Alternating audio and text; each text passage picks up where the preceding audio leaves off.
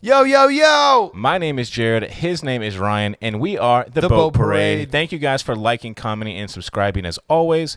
It really helps us out a lot. Yesterday was the Bucs versus Packers game, week 3 of the 2022 season. What a heartbreaker. I just hit my head so hard on the cabinet. We're just going to pretend I didn't do that. Ryan's actually hurt at the moment, but we do one take only, and we're going to keep going. Put me on the IL. Good thing I'm wearing this hat. So the game was yesterday.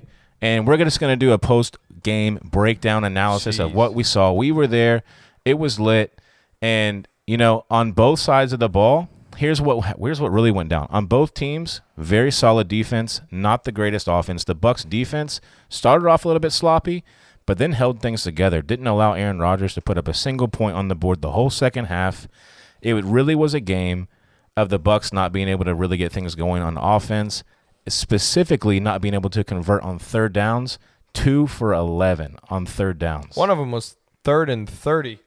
It was third and 30 on one of the plays. 3 for 3 and 3. I was thinking 30 for 30 in my head. No, I mean, I think there was definitely a pep talk that was given at halftime by Coach Todd. They came out with the same strategy, and they really gave themselves to it. And like you said, there were no points allowed for the Packers second half. Really, the first quarter cost us. I mean, the Packers came out hungry and hot, and we came out a little bit sloppy. Obviously got that field goal.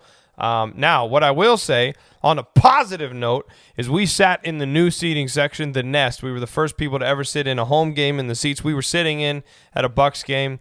And we also, it would be because they added seats, but it was the all-time attendance record at Raymond James, and we got to be there.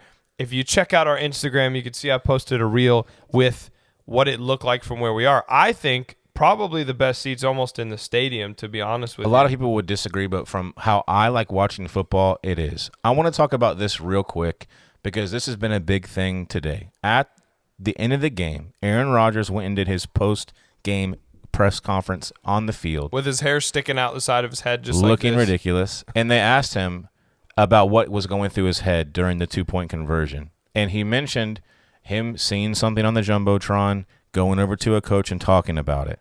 And there's been a Bucs subreddit mentioning from people that were at the game looking at the Jumbotron, and the Jumbotron operator for the Bucs at Raymond James Stadium had it zoomed in on the huddle and had the notebook, the little thing that Tom Brady likes to throw when he's angry, and had the play call drawn up on the Jumbotron. So Aaron Rodgers said, hey, there's the play, coach. That's what they're running.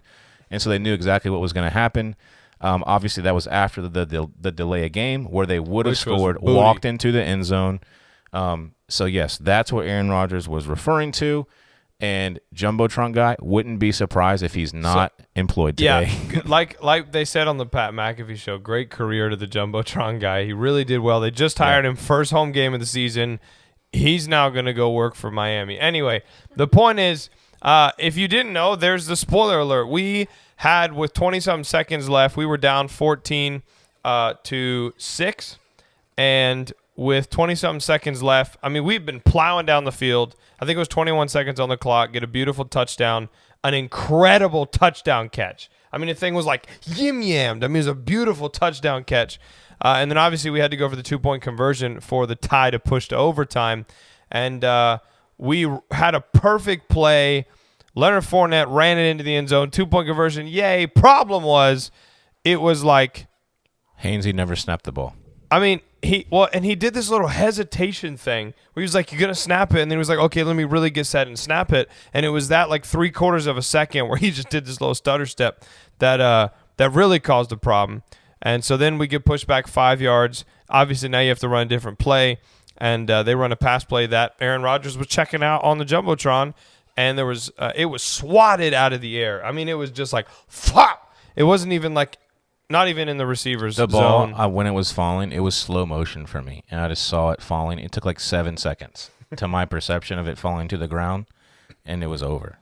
And then emotionally, the whole stadium died, had to be resurrected on site.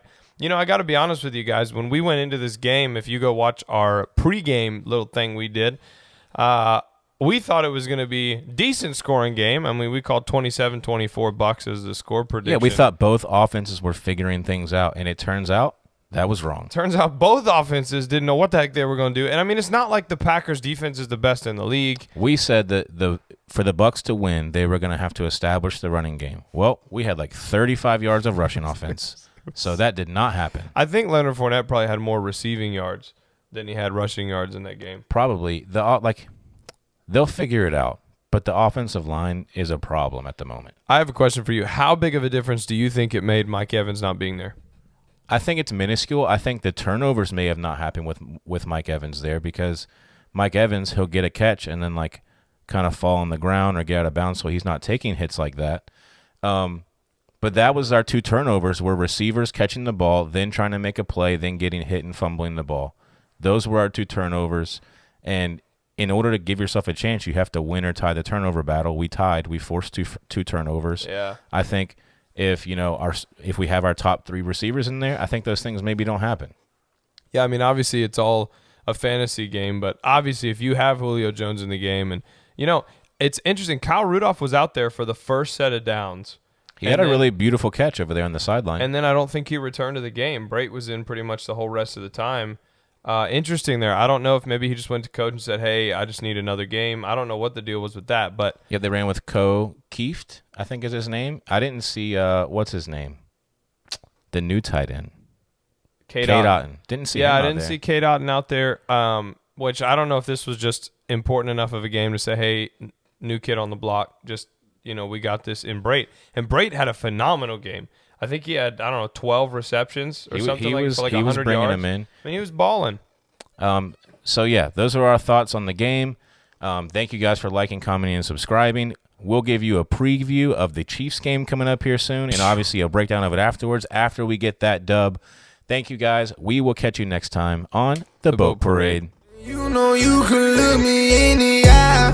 It's all because of Jesus. He the reason I'm alive. I live by faith, by grace. You know that I ain't gotta strive. They told me tone it down.